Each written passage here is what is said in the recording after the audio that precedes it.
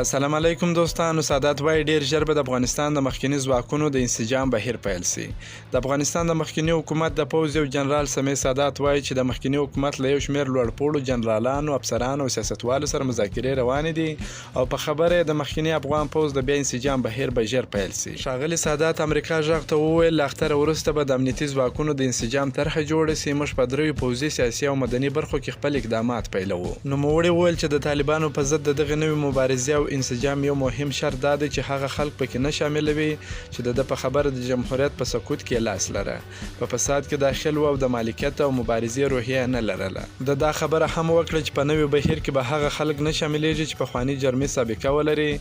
هغه زیاته کړه باید ځوان وي، ډېر پخوانی محسن او غله نه دي پکار.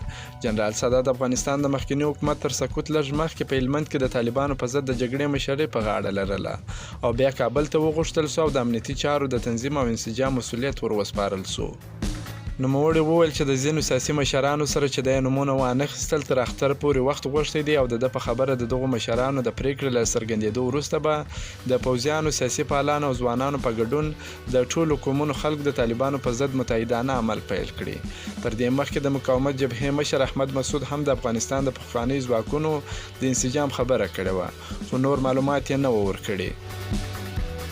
ښاغلي سادات وویل چې د افغانستان د مخکني حکومت ځینې غړي د مقاومت له جبهې سره یو ځای سوي دي، خو په دې اړه یې څه ونه ویل چې آیا د دوی دا نوی بهیر به د مقاومت جبهې سره په ګډه جوړیږي که نه. ښاغلي سادات د طالبانو کړو وړو ته په کتو وویل چې د هغوی یوازې دا نه چې بدل سوي دي، بلکې د ده په خبر بربریت، تکبیر او جهالت یې نور هم زیات سوی. هغه وویل چې همدغو مسایلو ته په کتو یې پریکړه کړې ده چې د طالبانو په ضد ودرېږي او افغانستان آزاد کړي. دا په داسې حال کې ده چې طالبان وایي په ټول افغانستان کې امنیت تامین دي او نورې ستونزې به هم حل سي. طالبان د 2020م کال د اګست په 15مه کابل ته داخل سول او تر دې دمه کوم هیواد د هغوی حکومت په رسمیت نه دی پیژندلی. جنرال سمیع سادات وایي چې په لومړي سر کې به د افغانستان مخکني ځواکونه په کوچنۍ عملیاتو چرکي ډلو ویشل کیږي او ټول لګښت به یې د هغه په خبره د وطن دوست افغانانو له لوري برابریږي.